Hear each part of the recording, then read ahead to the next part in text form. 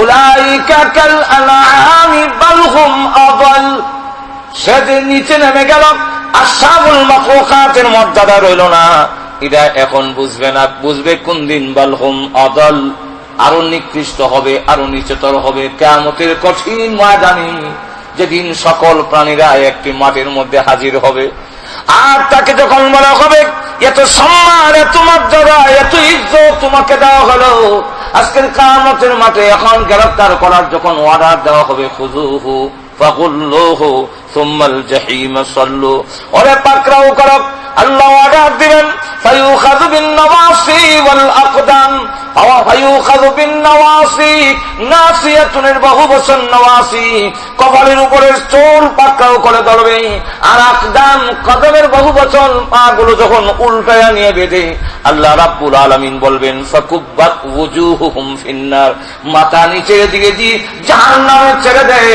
এই ওয়াদাটা যখন হবে, দেখে বলবে, প্রভু হে, কোন কুকুর জাহান্নামে যায় না, কোন মহিষ জাহান্নামে যায় না, কোন বকরি জাহান্নামে যায় না, বেরি জাহান্নামে যায় না।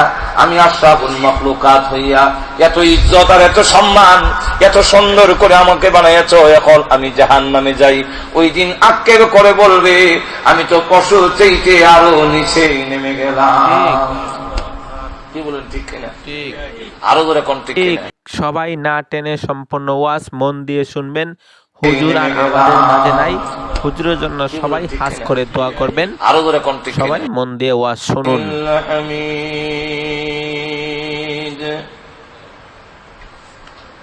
আউযু বিল্লাহি মিনাশ শাইতানির রাজীম। বিসমিল্লাহির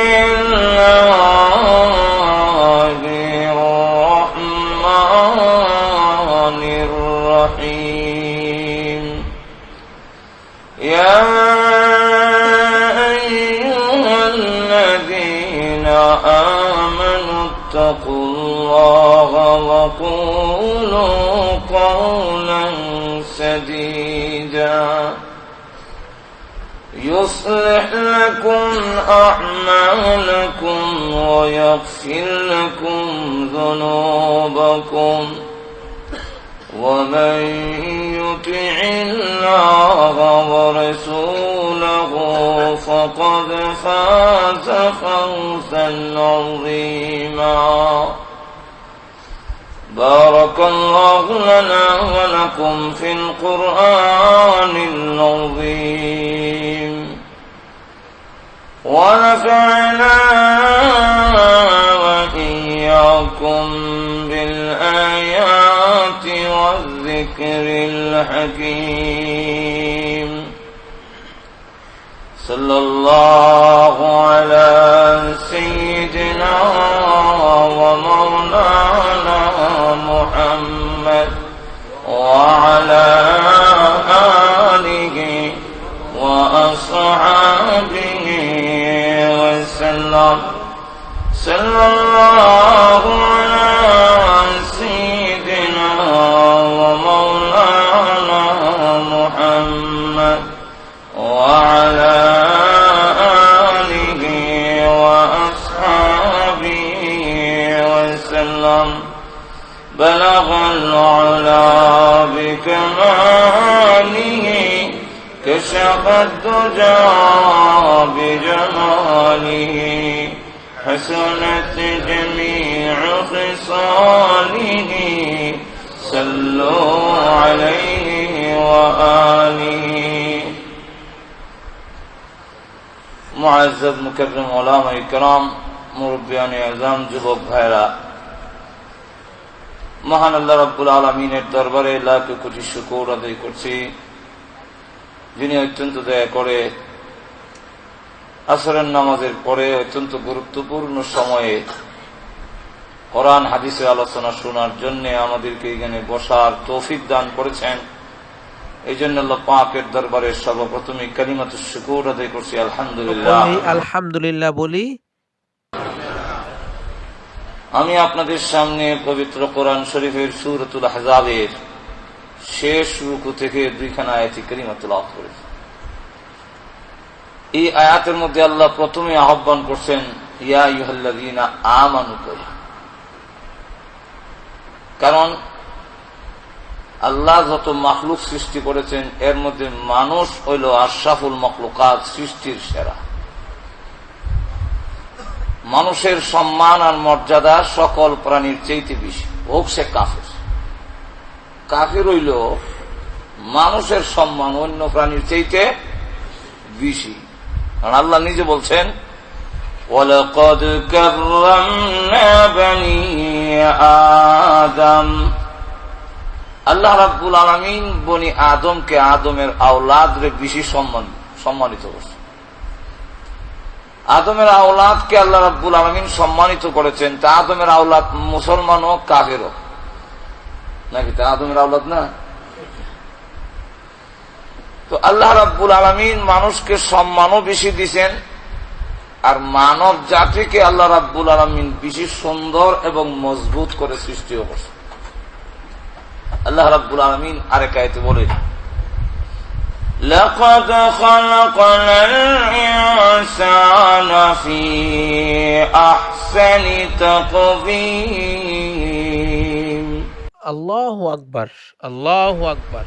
লাকাদ খালাকনাল ইনসান, নিশ্চয় নিশ্চয় নিশ্চয়, তিনবার নিশ্চয়তাবোধক শব্দ ব্যবহার করিয়া আল্লাহ বলেন খালাকনাল ইনসানা ফি আহসানি, মানুষকে সবচেয়ে সুন্দর। পৃথিবীর যত প্রাণী দেখেন এর মধ্যে মানব জাতি বেশি সুন্দর,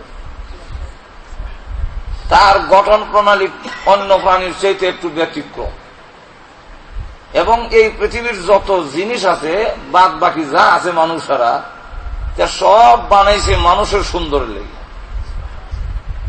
এই কারণে মানুষকে যত কাপড় পরায় জিনিস লাগায় তখন মানুষের সুন্দর আরো বাড়ে। মানুষ যখন কাপড় চোপড় পরে তখন দেখা যায় সুন্দর, একটু বেশি সুন্দর লাগে। ল্যাংটা হওয়া এটা সুন্দর না, কাপড় চোপড় লাগাইলে আর একটু সুন্দর বাড়ে। যখন চশমা লাগায় তখন আরো সুন্দর, পাগড়ি লাগাইছে তো আরো সুন্দর।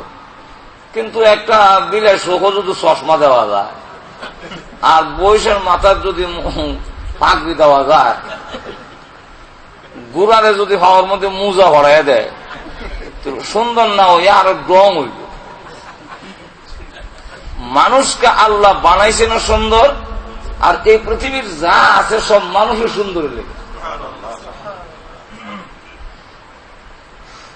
অন্য প্রাণীরা জিনিস পরাইলে সুন্দর লাগে না। অপরদিকে মানুষ আস্তে আস্তে বড় হয়, অন্য প্রাণী খুব তাড়াতাড়ি বড় হয়। একটা গাভীর বাছুর হইলে এটা তাহলে হ্যাঁ সব জিনিস শিক্ষা উঠন সম্ভব না। কি দেখো, এই জন্য আল্লাহ বলছেন আল্লামাল ইনসানা মা লাম ইয়ালাম।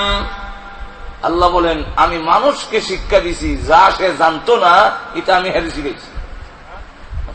না হাত করা যে খাওয়ান যায়, ট্যাঙ্গা খাওয়ান যে বইটা সিলেটের মানুষের আল্লাহ শিখেছি।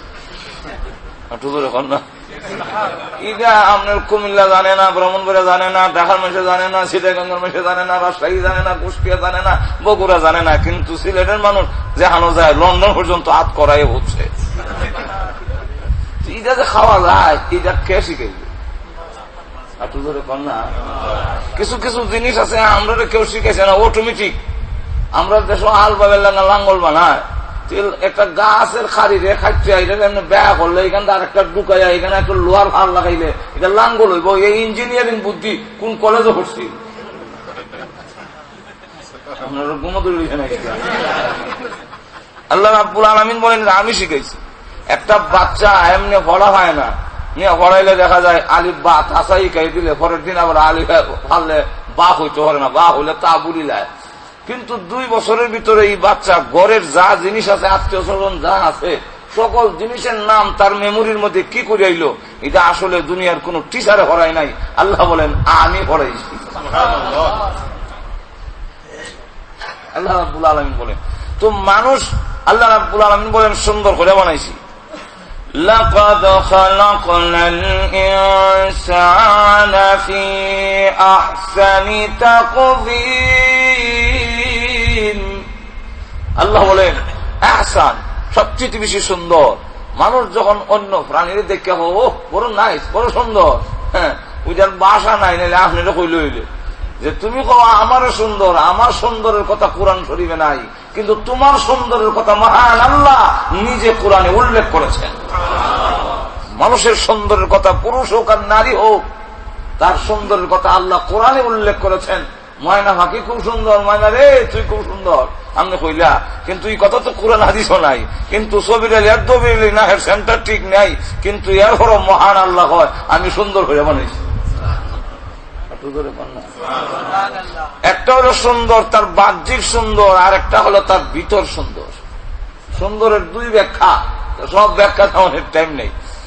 এখন দেখা গেল একটা হলো বাহ্যিক সুন্দর, আর একটা হলো চারিত্রিক সুন্দরতা।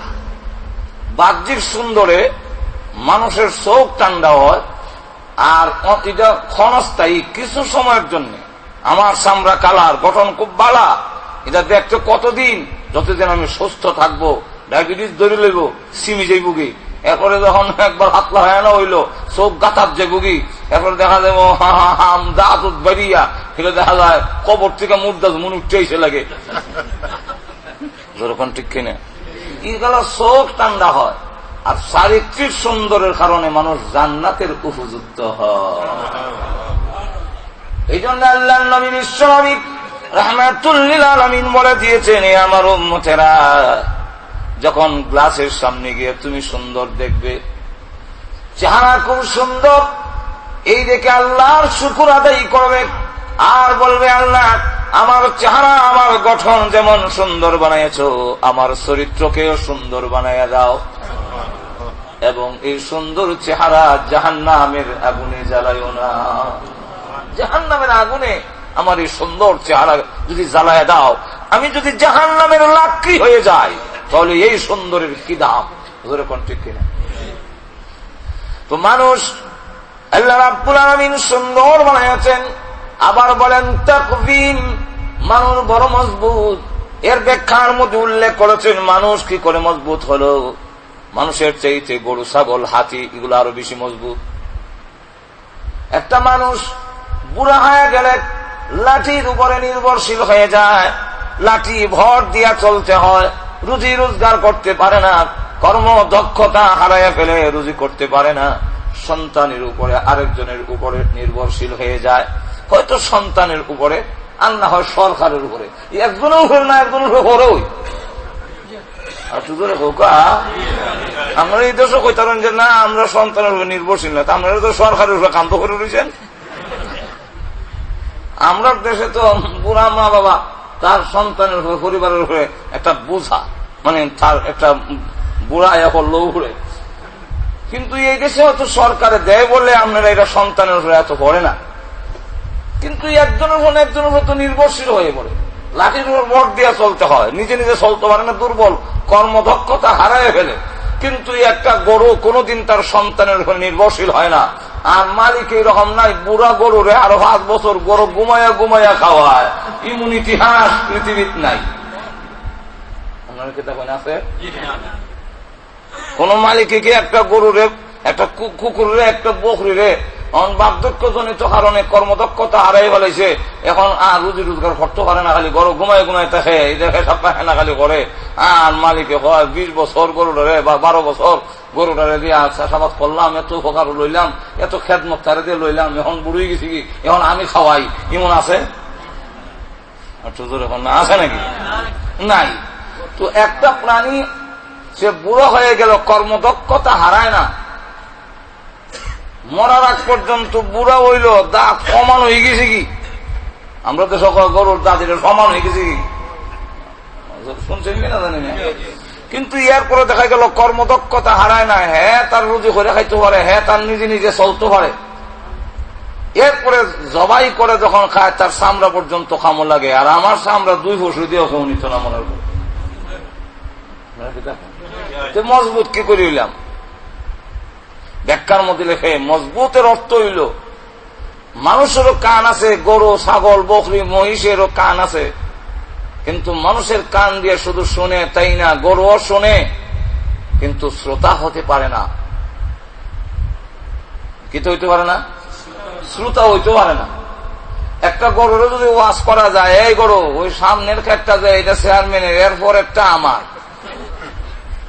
ইদাত মুখ লাগাইস না, এরপর একটা খাইস, চেয়ারম্যানের ক্ষেত খাইলে এবার তোরও মারবো আমারও মারবো, এই কানে দেয় আওয়াজ শুনছিনি, জি না বলে আমার শুনে নাই, আমার শুনছে। কিন্তু আপনার এই ওয়াজের শ্রোতা হইয়া চেয়ারম্যানের ক্ষেত্রে মুখ লাগাইতো না, আপনার ক্ষেত্রে গিয়া খাইবো, যেহেতু আমার মালিক কইছে এটা খাইতাম না, আমারও মারবো, আমার মালিকেরও মারবো, এটা খাই। এরকম ওয়াজ শূন্য গড়ে আর চেয়ারম্যানের ক্ষেত্রে মুখ লাগাইতো না, মনে হয় খাইবো ওয়াজ শুনে। কিন্তু ওই গরু শ্রোতা হতে পারে না, শোনে, সেই জিনিসটাকে কাজে লাগাতে পারে না। একটা বিড়ালরে যদি ওয়াজ করেন, ওরে বিড়াল, এই যে তোর সামনে মাছ বাজি আরেকজনের ফরের জিনিস খাইলে কবিরা গুনাহ হয়, জাহান্নামের আগুনে জ্বলবি, এই ওয়াজ যদি করে, বিড়ালের কান দিয়া তো শুনছে, শুনে যে আপনি একটু পরীক্ষা করে দেখে নিবা।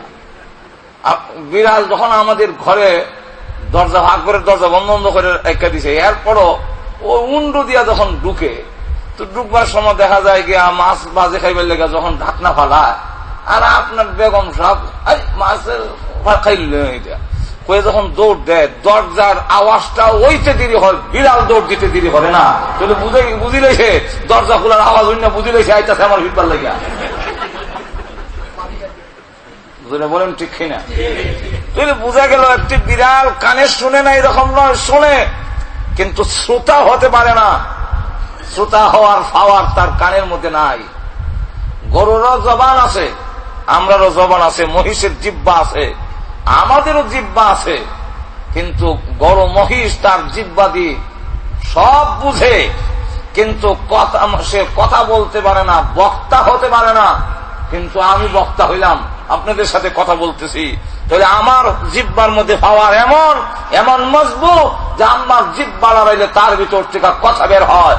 একটা কান দিয়ে আমি শুনে উপলব্ধি করতে পারি, শ্রোতা হওয়ার মতো যোগ্যতা আমি রাখি।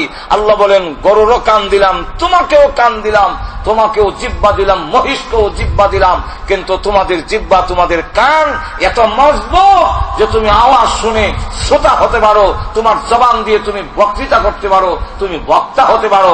এই কারণে আল্লাহ রাব্বুল আলামিন বলেন, লাকাদ খালাকনাল ইনসান ফি আহসানি তাকওয়িম। আলহামদুলিল্লাহ, আল্লাহ তাআলা মানুষকে খুব সুন্দর করে সৃষ্টি করেছেন।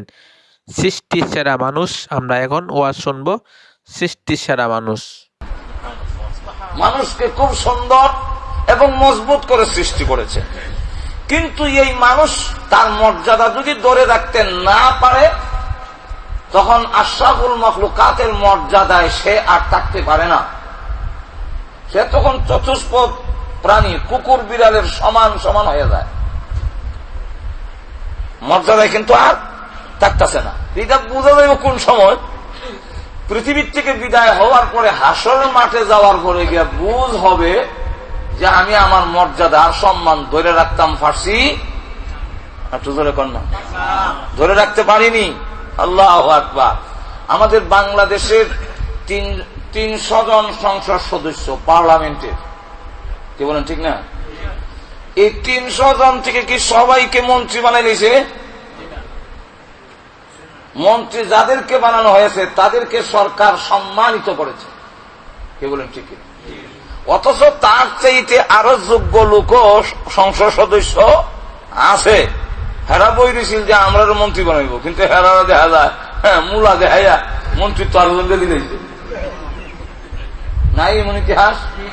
আর তো ধরে বলেন, তাহলে যাদেরকে মন্ত্রী বানালো তাকে সম্মান দেওয়া হলো, আর এই সম্মান দিয়ে তার জন্য আলাদা গাড়ি, তার জন্য আলাদা আর্মি, বিডিআর, পুলিশ। আমরা বাংলাদেশের কিউর মধ্যে যানজটের মধ্যে হইয়া খতমে ইউনূস হইল খাময় না, কিন্তু মন্ত্রী দেখা যায় উইশাল দিয়া রাস্তা পরিষ্কার দিয়া যানজট দিয়া যায় কি, তখন আমরা কেমন মা জানি বেটারে ফেলো লইছি, বেটাও গর্বিত আমার মতো সন্তান যে মা ফেলো রাখছে। বউর কাছে গিয়া কার বউ সন্তান চাইছ না, আমি এখন মন্ত্রী। এখন তার এত সম্মান, এত মর্যাদা, সব telephone bill free, supply free, বাসা ভাড়া ফ্রি, সবগুলা ফ্রি দেওয়া হইল। এই সম্মান আর মর্যাদা তাকে দেওয়া হলো, কিন্তু সে যদি তার এই মর্যাদা ধরে রাখতে না পারে, রিলিফের টিন আত্মসাৎ করিলায়, এতিমের বিস্কুট খাইয়া সাফ করিলায়। এখন তার সম্মান যে খুব দূর কমছে, এখন বুঝবে না, বুঝবে কোন সময়? তার মেয়াদ যখন চলে যাবে। জোরে বলেন ঠিক না? মেয়াদ যখন চলে গেল, এখন দেখা গেল তাকে দুর্নীতির মামলায় দুদকের চেয়ারম্যান, দুদক দুর্নীতি দমন কমিশনের চেয়ারম্যানে যখন ধরি লইব, তখন বান্ধি লইছে, হাতের মধ্যে যখন হ্যান্ডকাপ লাগাইছে, আর করে যখন সালাম দেয়, এখন বেলা কল্যাণ নিচের দিকে দিয়ে রাখছে, ক্যামেরা দিয়ে ছবি নিতে গেলে এখন আর ছবি দিতে যায় না। আর আগে খেলাম 80টা রয়েছে, আর ওখন কল্লা আলকি দেয় না, এখন নিচের দিকে চাই রয়েছে।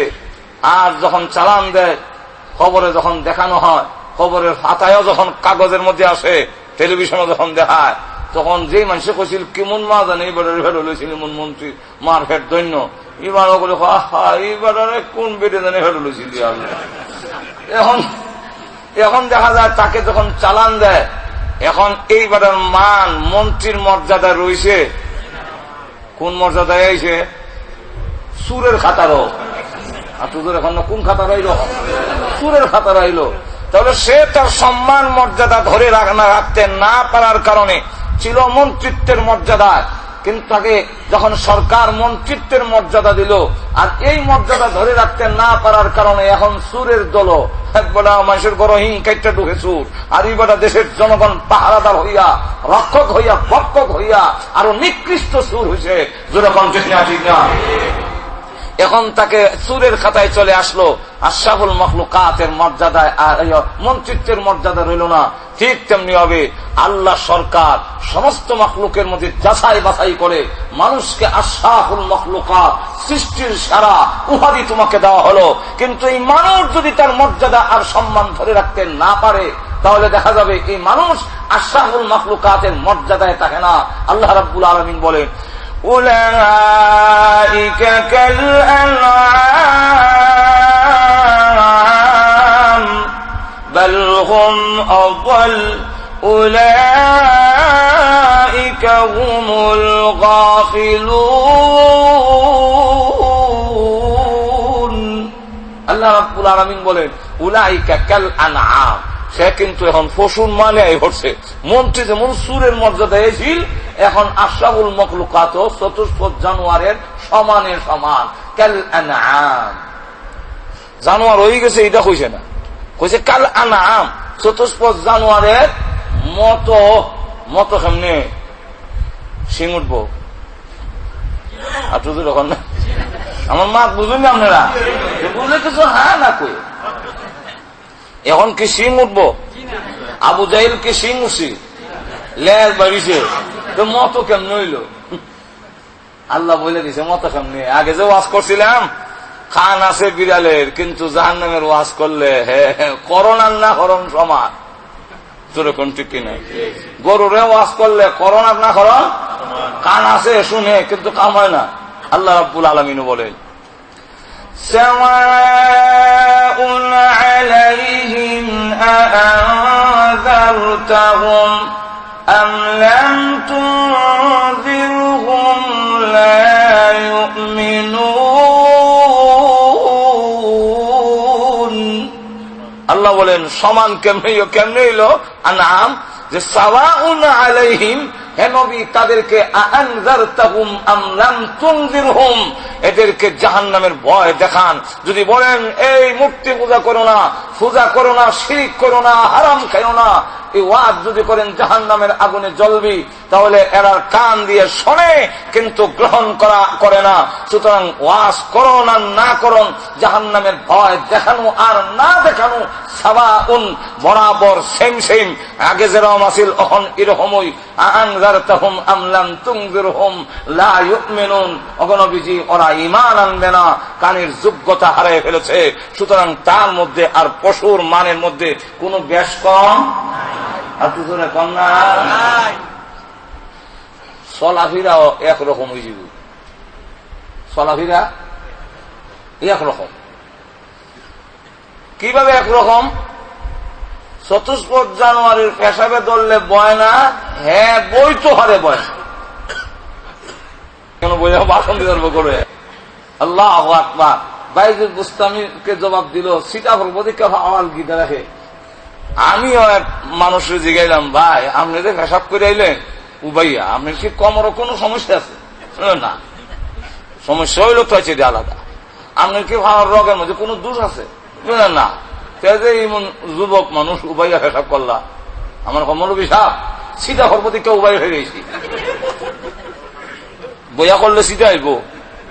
তাহলে এবার বলেন, কুকুর বাইজুল বুস্তামি রহমতুল্লাহ আলাইকে যে জবাব দিছিল, আশরাফুল মাখলুকাতের সন্তানের জবাব যা আমারে দিল, এই দুই জবাবের মধ্যে কোনো বেশ কম আছে? আল্লাহ রাব্বুল আলামিন বলেন, আমলের নিয়তে উলাইকা কাল আনআমি বাল হুম আযাল। সে যে নিচে নেমে গেল, আসহাবুল মাখলুকাতের মর্যাদা রইল না, এটা এখন বুঝবে না। বুঝবে কোন দিন? বাল হুম আযাল, আরো নিকৃষ্ট হবে, আরো নিচেতর হবে কিয়ামতের কঠিন ময়দানে, যেদিন সকল প্রাণীরা একটি মাটির মধ্যে হাজির হবে। আর তাকে যখন বলা হবে, এত সম্মান, এত মর্যাদা, এত ইজ্জত তোমাকে দেওয়া হলো আজকের কিয়ামতের মাঠে, এখন গ্রেফতার করার যখন অর্ডার দেওয়া হবে, খুযুহু ফাগুল্লুহু সুম্মাল জাহিম সাল্লু, ওরে পাকড়াও করো। আল্লাহ অর্ডার দিবেন, ফায়ুখাযু বিন নওয়াসি ওয়াল আকদাম, ফায়ুখাযু বিন নওয়াসি, নাসিয়াতুনের বহুবচন নওয়াসি, কপালের উপরের চুল পাকড়াও করে ধরবে, আর আকদাম কদমের বহুবচন, পাগুলো যখন উল্টায়া নিয়ে বেঁধে আল্লাহ রাব্বুল আলামিন বলবেন, ফাকুব্বাত ওয়ুজুহুহুম ফিন্নার, মাথা নিচের দিকে দিয়ে জাহান্নামে ছেড়ে দেয়। এই অর্ডারটা যখন হবে, দেখে বলবে, প্রভু হে, কোন কুকুর জাহান্নামে যায় না, কোন মহির জাহান্নামে যায় না, কোন বকরি জাহান্নামে যায় না, বেরি জাহান্নামে যায় না। আমি আশরাফুল মাখলুকাত হইয়া এত ইজ্জত আর এত সম্মান, এত সুন্দর করে আমাকে বানাইয়াছো, এখন আমি জাহান্নামে যাই। ওই দিন আক্ষেপ করে বলবে, আমি তো পশু চাইতে আরো নিচে নেমে গেলাম। কি বলেন, ঠিক কিনা? আরো ধরে কোন ঠিক কিনা? আলহামদুলিল্লাহ। তো আল্লাহ রাব্বুল আলামিন আমাদেরকে আশরাফুল মাখলুকাত বানিয়েছেন। আমার আয়াতগুলো সামনে যেতে হবে। আমার আয়াতের মধ্যে আল্লাহ রাব্বুল আলামিন সম্বোধন করেছেন ইয়া আইয়ুহাল্লাযীনা আমানু বলে, কারণ এই মানুষের মধ্যে তারাই সম্মানিত, তারাই ইজ্জত রক্ষা করেছে। তার মানব কুলে আসার, তার ইজ্জত সম্মান রক্ষা হবে তখন যখন মহান আল্লাহকে মেনে নিবে, আল্লাহর প্রতি বিশ্বাস করবে। পরকালে কিয়ামতের মাঠে আল্লাহর সামনে দাঁড়ায়া আমার একদিন জবাবদিহি করতে হবে। পরকাল যে আছে, এই বিশ্বাস যারা করে তারাই হলো মুমিন। আল্লাহ রাব্বুল আলামিন মুমিন আমানুকে ডাক দিয়েছেন, এর কারণ আশরাফুল মাখলুকাতের মধ্যে তারাই মর্যাদা রক্ষা করেছে যারা মুমিন, যারা ঈমানদার। কি বলেন, ঠিক কিনা? তো ঈমানদার যারা, তারা তো সম্মান রক্ষা করলো। আল্লাহ রাব্বুল আলামিনের কি শুকরিয়া আমরা আদায় করব যে মহান আল্লাহ রাব্বুল আলামিন আমাদেরকে মুসলমানের ঘরে জন্ম দিয়েছেন। ঠিক কিনা? মুসলমানের ঘরে জন্ম দেওয়া একটা লাভ হয়ে গেল। আমরা সেই লাভটা হইল যে জান্নাতের টিকিট লইয়াই আমরা দুনিয়াতে এখন না কি টিকিট লইয়াছি, জান্নাতের টিকিট আমরা নিয়ে আইছি দুনিয়াতে। যদি টিকিটটারে নষ্ট না হয়, এখন না, কারণ জান্নাতের টিকিট কি? জান্নাতের টিকিট হলো লা ইলাহা ইল্লাল্লাহু মুহাম্মাদুর রাসূলুল্লাহ। লা ইলাহা ইল্লাল্লাহ মুহাম্মাদুর রাসূলুল্লাহ, এই কালিমা হলো জান্নাতের টিকিট। এই কালিমা লা ইলাহা ইল্লাল্লাহ যদি না থাকে, জান্নাতের টিকিট নাই, জান্নাতে যাওয়া তার পক্ষে সম্ভব হবে না। জান্নাতের গেটের মধ্যে লেখাও আছে, তাই জান্নাতের গেটের মধ্যে লেখাও আছে লা ইলাহা ইল্লাল্লাহু মুহাম্মাদুর রাসূলুল্লাহ। এই কালিমা জান্নাতের গেটের মধ্যে লেখা। জান্নাতের চাবি হলো, মূল চাবি হলো ঈমান, লা কালিমা লা ইলাহা ইল্লাল্লাহ। আরশের পায়ের মধ্যে লেখা আছে লা ইলাহা ইল্লাল্লাহ। এই লা ইলাহা ইল্লাল্লাহ না হলে জান্নাতে যাওয়ার আশা করা যায় না। তুমি মুমিনের ঘরে জন্ম হওয়ার কারণে আমরা কলমা হইয়া কলমা ফরনেওয়ালার ঘরে জন্ম হয়েছি, জান্নাতের টিকিট নিয়ে এসি। আর লা ইলাহা ইল্লাল্লাহ জান্নাতের টিকিট। আপনাদের একটা প্রশ্ন হইতে পারে, হুজুর আমরা যে শুনলাম আসসালাতু মিফতাহুল জান্নাহ, আল্লাহ রাসূল বলছেন নামাজ বেহেশতের চাবি, লা ইলাহা ইল্লাল্লাহ চাবি। আল্লাহর নবী বিশ্বনবী রাহমাতুল লিল আলামিনকে প্রশ্ন করেছেন সাহাবীরা, ইয়া রাসূলুল্লাহ ইয়া হাবিবাল্লাহ, আপনি যে বললেন আসসালাতু মিফতাহুল জান্নাহ, নামাজ বেহেশতের চাবি, ইসলামের বেনা যে 5টা, এর মধ্যে প্রথম নম্বরটার নাম হলো লা ইলাহা ঈমান। বুনিয়াল ইসলাম আলা 50 শাহাদাতি আল্লাহ ইলাহা ইল্লাল্লাহ ওয়া আশহাদু আন্না মুহাম্মাদান আবদুহু ওয়া রাসূলুহু। এটাই হলো কালিমা, এটা হলো ঈমান, জান্নাতের টিকিট, জান্নাতের চাবি। ঈমান না হয়ে নামাজ কিভাবে হয়? নামাজ তো 2 নম্বর। 2 নম্বরে বলছেন ওয়া ইকামিস সালাহ, নামাজ হইল 2 নম্বরে। তাও নামাজ জান্নাত ইসলামের বেনা নয়, নামাজ ইসলামের বেনা নয়। আমাদের ব্রাহ্মণবাড়ির একজন বড় হুজুর ছিলেন, বড় ওনার তীক্ষ্ণ মেধা আছে। একদিন আমাদের জিজ্ঞাসা হোসেন ইসলামের বেনা কয়টা? আমি বললাম কালিমা নামাজ রোজা হজ জাকাত।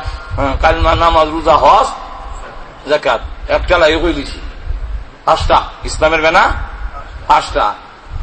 আমার কালিমা নামাজ, নামাজ ইসলামের বেনা। আমি বলছি হুজুর নামাজের ইসলামের বেনা না, হুজুর লেখা আছে নামাজের বেনা। কথা আদিসটা কও, যে আনো কইছি আদিস কও। তো আদিস যখন কইলাম যে বুনিয়াল ইসলাম আলা 50 শাহাদাতি আল্লাহ ইলাহা ইল্লাল্লাহ ওয়া আন্না মুহাম্মাদান আবদুহু ওয়া রাসূলুহু ওয়া ইকামিস সালাহ। কও ইকামিস সালাহ, নামাজের কথা শুধু সালাহ কইছে না, কইছে ইকামিস সালাহ। সব নামাজ ইসলামের বেনা না। তাহলে যে নামাজের নিয়ত বান্ধা এমনিও যায়, আবার মাতেও, আর 2 মিনিটে যে নামাজ কমপ্লিট করে লাই সারে হাত, সেই বেটার নামাজও তো ইসলামের বেনা হয়েছে বুঝি। আর তো এখন না, আমরা দেশ আসিনি এরকম 2 মিনিটে 4 হাত নামাজ কমপ্লিট। সেটা রিয়াল গাড়ির লাগান সবাইছে নামাজ। আমি এক জায়গায় গেলাম ওয়াজ করতে, মসজিদে গেছে নামাজ পড়তে, গিয়া দেখি এক মুরব্বী অন্তত 70 বছরের কম না বয়স। আমি 2 রাকাত পড়তে পড়তে বেটা 8 রাকাত শেষ করি গেছি। নিয়ত বাইন্দাও আর কোন টাইম নাই, বাঁধতে তো দূর তার ক্যাম। এরপরে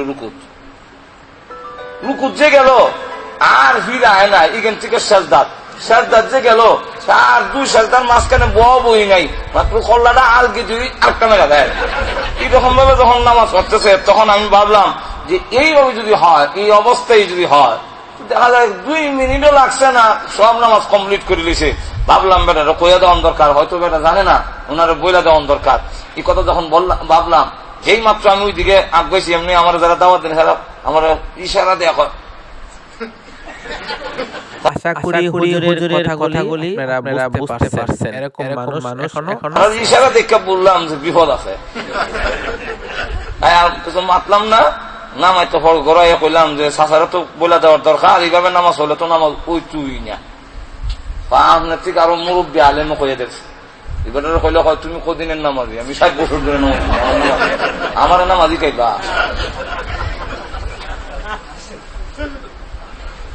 এই নামাজও তো ইসলামের বেনা হয়েছে বুঝি, অথচ নামাজ হইছে না। সুতরাং নামাজ ইসলামের বেনা নয়, সালাত ইসলামের বেনা নয়, একামতের সালাত হল নামাজের বেনা। ওই নামাজ ইসলামের বেনা যেই নামাজের হক আদায় করে নামাজ পড়ে, সেই নামাজটা হল ইসলামের বিনা, ইসলামের স্তম্ভ খুঁটি। তো যাই হোক, 2 নম্বর হলো নামাজের কথা, আর 1 নম্বর হলো ঈমান। আল্লাহ নবী বলেন আসসালাতু মিফতাহুল জান্নাহ, নামাজ বেহেশতের চাবি। তাহলে নামাজের জন্য হলো ঈমান নাই, এবারে এই চাবি দিয়ে জান্নাত খুলুন যাবেনি। তাহলে হুজুর এটা আমরা বুঝে ধরে না। আল্লাহ রাসূল বলেন হ্যাঁ, আসল চাবি হইল জান্নাতের টিকিট হইল লা ইলাহা ইল্লাল্লাহ। আর আসসালাতু মিফতাহুল জান্নাহ, নামাজ বেহেশতের চাবি। এর অর্থ হইল নামাজ হইল ওই চাবির দাঁত। বুঝুন না, প্রত্যেকটা চাবির মধ্যে কিছু খাস কাজের কাহিনী। এরকম যদি না থাকে তাহলে মুসাইলে খুলবো নি তারা। তাহলে যেহেতু চাবিটা কামেন না, যদি দাঁত না থাকে, তাই বলছি নামাজ হলো চাবি, অর্থাৎ দাঁত না থাকলে চাবির যেমন দাম নাই, তাহলে ইমান থাকলেও যদি নামাজ তুমি না পড়ো জান্নাত খুলতে পারবা না। এই কারণে দাঁত লাগাও। কালিমা লা ইলাহা ইল্লাল্লাহ হলো মূল, হলো জান্নাতের চাবি, এবং এটার টিকিট হলো লা ইলাহা ইল্লাল্লাহ। তাহলে আমরা মুমিনের ঘরে জন্ম হওয়ার কারণে জান্নাতের টিকিটটা লই কন্যা, ঠিক কিনা? এখন টিকিটটা যদি নষ্ট না করি, আল্লাহ রাব্বুল আলামিন এই মুমিনদেরকে লক্ষ্য করে বলছেন, আর একটা জিনিস হলো তোমাদের জেনে রাখা দরকার। এই আমি দুইটি আয়াতে কারিমা আপনাদের সামনে তেলাওয়াত করলাম।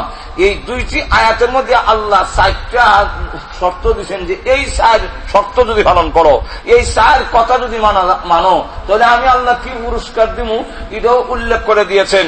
পুরস্কারও ঘোষণা দিয়েছেন যে এই 4 কথা মেনে নিলে ইমানদারকে লক্ষ্য করে বলছেন।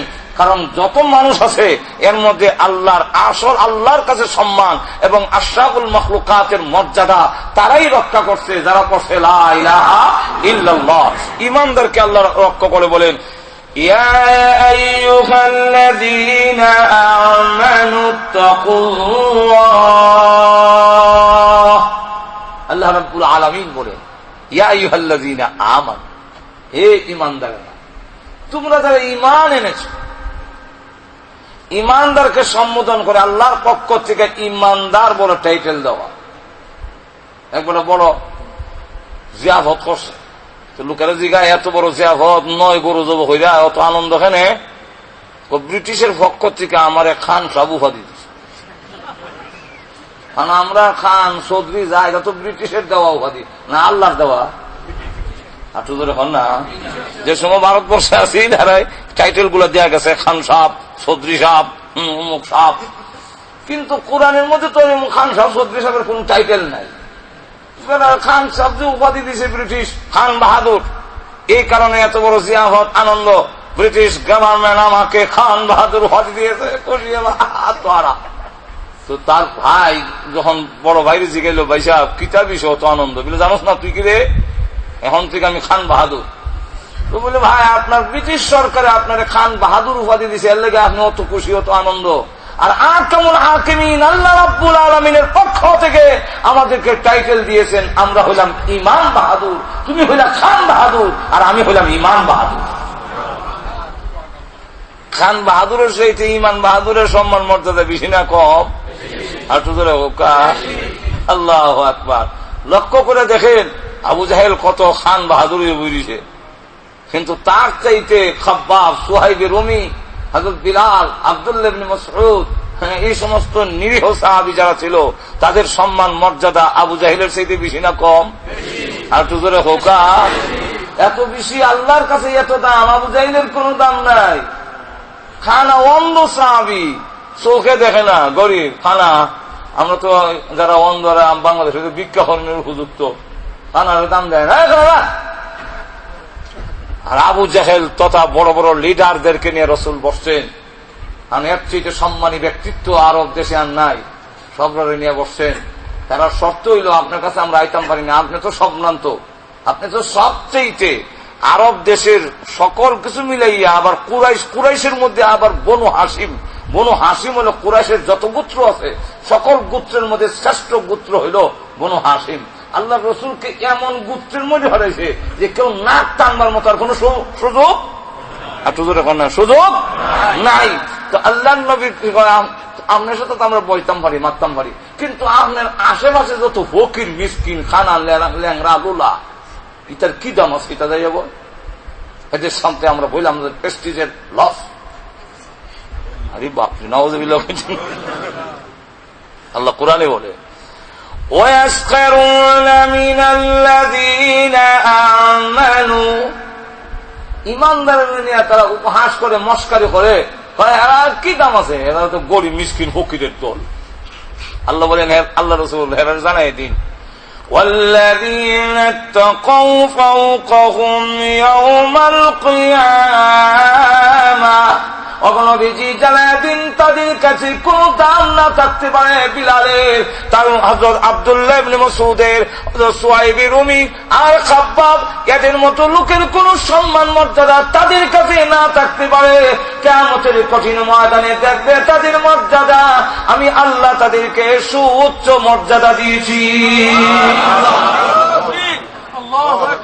আব্দুল্লাহ ইবনে মাসউদ রাদিয়াল্লাহু আনহু হালকা পাতলা গরিব বংশ, অত না, কিন্তু দেখা গেল ওনার আল্লাহ রাসূল বলেন আমার আব্দুল্লাহ ইবনে মাসউদের একটি পা যখন কিয়ামতের কঠিন ময়দানে ওজন দেওয়া হবে, মিজানের পাল্লায় উঠানো হবে, উহুদ পাহাড় যদি আরেক দিকে রাখা হয় আব্দুল্লাহ ইবনে মাসউদের একটি পায়ের ওজন হাশরের মাঠে উহুদ পাহাড়ের চেয়ে আরো বেশি হবে।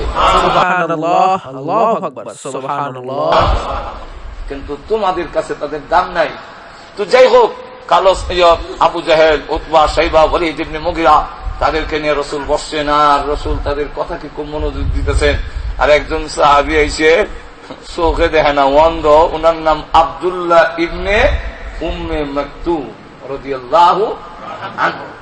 আব্দুল্লাহ ইবনে উম্মে মাকতুম রসুলের দরবারে আসতেছেন, কারণ সাহাবী তিনি। সাহাবী কারে কয়? যারা রসুলকে ঈমান অবস্থায় দেখছেন আবার ঈমান নিয়া মৃত্যুবরণ করছেন, তাহলে উনি সাহাবী। আরেকটা সংজ্ঞা হইল যে রসুল যারে ঈমান অবস্থায় দেখছে আর ঈমান নিয়ে মরছে উনিও সাহাবী। আর না হয় আব্দুল্লাহ ইবনে উম্মে মাকতুম সংঘাত করে না, উনি তো চোখ দিয়ে রসুলকে দেখছেন না, কিন্তু না দেখলেও তার ভিতরে ঈমান আছে, এই অবস্থায় বিশ্ব নবী তো উনারে দেখছেন। না তুই একজন সাহাবীর মর্যাদা কই, আর কালো আল্লাহর কাছে কত দাম, যেই মাত্র আইতাছে, কারণ উনি তো চোখে দেখে না, গরিব, কোন দিন কোন আয়াত না দিল, সে আগ্রহ হইল যে কোন আয়াত না দিল, যদি আয়াত না দিল থেকে তাকে আমি রসুলের কাছ থেকে শিখতাম, আমি মুখস্থ করতাম, এটার আমল করতাম, রসুলের কাছে জানবার লেগে যাইতেছে। আর রসুল যে বড় বড় লিডার বইছে, আর এরা তো আগে কইছে যে ফকির মিসকিন খানো ল্যাংরা লুলার লেগে আমরা যেতাম পারি না, অহন তো সব যাইব উঠা। হাই হাই রে, এবার তো মাসলা রসুলের ইচ্ছা হইল যে আব্দুল্লাহ ইবনে উম্মে মাকতুম তো আমার নিজের লোক, এত যে কোনো সময় আমার মাসলা দেখানোর সুযোগ আছে, জানবার সুযোগ আছে, কিন্তু যারা লইয়া বইছি ইদি তো সুযোগ পাইলেই উঠে যাইব কি, এরার তো দিন শোনাইতাম পারতাম না।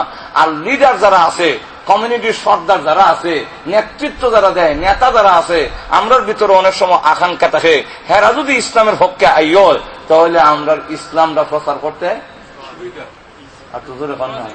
আচ্ছা, আপনারা কি মনে মধ্যে নাই যে বাংলাদেশের মন্ত্রী যারা আছে সব ইসলামে আই করুক, এটা আপনার কামনা নাই? আসেনি? আমরা তো চাই যে বাংলাদেশের মন্ত্রী মিনিস্টার যারা আছে, প্রেসিডেন্ট সহ সব যদি ইসলামে আইতো, আমরা খালি ডাক্তার যদি দেয় মোল্লা, আপনারা সব ফালাই দেওয়া যাবো কেউ না।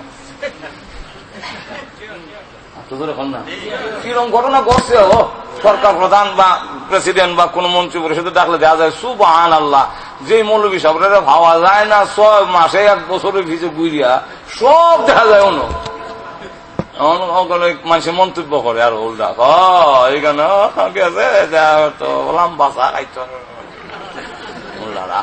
মন্তব্য করে।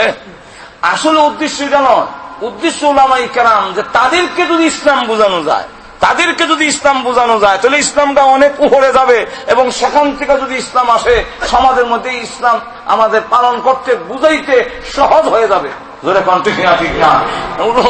আল্লাহ নবী বিশ্ব নবী রাহমাতুল আলামিনের উদ্দেশ্য হইল যে এরা যদি বুঝানো যায়, আবু জাহেল যদি বুঝিলায় আর কত আইয় এবং উতবা, শাইবা, ওয়ালিদ ইবনে মুগিরা এমন নেতৃস্থানীয় লোকেরা যদি ইসলামের পক্ষে এসে পড়ে, তাহলে তো আমার ইসলাম প্রচার করার মাঝখানে বাধা থাকবে না, নির্যাতন থাকবে না, জুলুম থাকবে না, মারপিট থাকবে না, তখন ইসলাম প্রতিষ্ঠিত হওয়ার পথে মানে আসান হয়ে যাবে, সহজ হয়ে যাবে। আল্লাহ নবী তো তাদেরকে নিয়ে বইছেন উদ্দেশ্য বালা, কিন্তু যেটি বইছে এর তো উদ্দেশ্য আর দুজোর এখন না ইমান আনবো, ইমান আনবে, আনতো নাই। আবু জাহেল না বুঝলেন না বুঝতো, হে তো বুঝতেই বুঝে না। আপনি যদি কাউকে বুঝাইতে যান আর হে যদি না বুঝে, বুঝানি সহজ। আর যদি হয় বুঝছে বিচ্ছে বুঝে কিন্তু আপনি এটা বুঝতো না, আপনি যতই বুঝাইবেন হে ঘুরে আর দিকে দেবে। আমার মা বুঝেননি? আবু জাহেলে ইমান আনবে না, এর অসংখ্য ঘটনা আছে। হে জানে মুহাম্মদের নবী, হে জানে অলৌকিক ঘটনা একটা না অনেকটি দেখছে। আল্লাহর নবীর শাহাদাত পড়ে আছে। আবু জাহেল একদিন দেখে কয় সেজদা মালিক জি কল্লা দিয়ে মালিক দিয়ে রাখছে, এরম সুবর্ণ সুযোগ তো আমি জানতাম না। মোহাম্মদ যদি মাটির মধ্যে মাথা দিয়ে রাখে তখন তো গাড়ির মধ্যে ভাড়া দিয়ে ধরে রাখলে অটোমেটিক দম দেবুগি এখন সেজদা করে তাহলে তার জোর করতে পারতো না, তখন তো সুযোগ রাখ আরেকদিন এরকম সুযোগটা দেখি। আরেকদিন দেখে রসুল যখন সেজদায় বসেন এমনি আবু জাহেল অগ্রসর হইল, এক কদম দুই কদম অগ্রসর হইয়া মনে করেন 10 হাত দূরে থাকতেই আবু জাহেলের পাওয়া শক্ত হয়ে গেছে কি, আর চোখ কুল্লাইয়া দেখা যায় একদম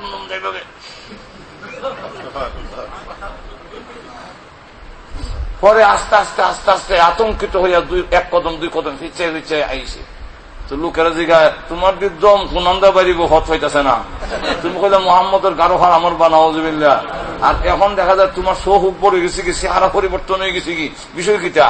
বিষয় বললাম না, আমি গেছিলাম মোহাম্মদের গাড়ে হারা মারতাম, কিন্তু আমি 10 হাত দূরে থাকতেই দেখি মোহাম্মদ আর আমার মাঝে এমন ভয়াবহ অবস্থা, আর আমার ভাই এমন শক্ত হইছে, হিংচেও সামনে যায় না, পিছনে আনা যায়, সামনে যায় না।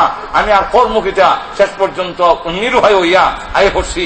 আল্লাহর রসুলকে জিজ্ঞাসা করার পরে আল্লাহ নবী বিশ্ব নবী রাহমাতুল্লিল আলামিন বলেন, তখন আমার চতুর্দিকে আল্লাহর রহমতের ফেরেশতা বডিগার্ড সিকিউরিটি দেওয়া ছিল।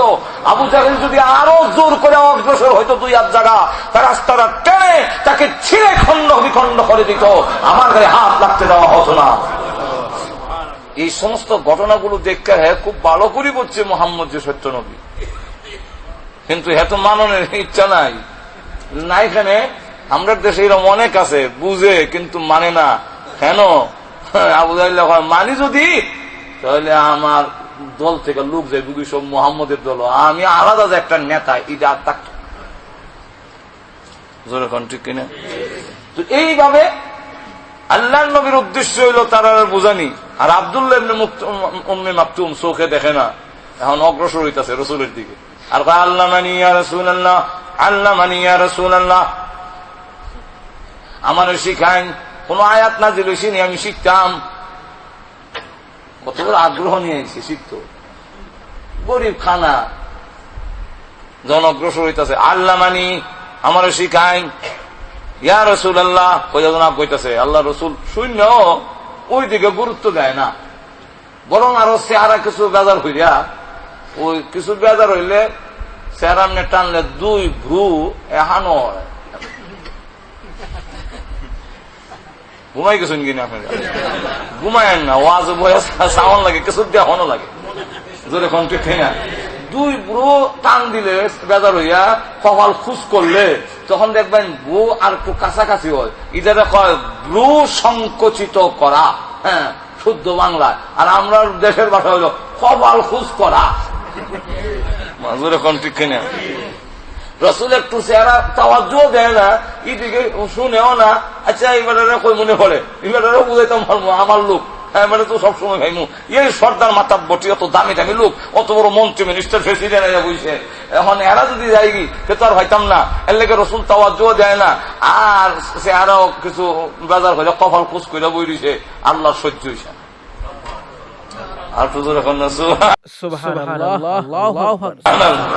যেই মাত্র রসুল খালি মজলিস থেকে উঠতে দেরি হয়েছে, আল্লাহর পক্ষ থেকে সূরা নাযিল হইতে দেরি হয়েছে না। আল্লাহ বলে আবাসা ওয়া তাওয়াল্লা আন জাআহুল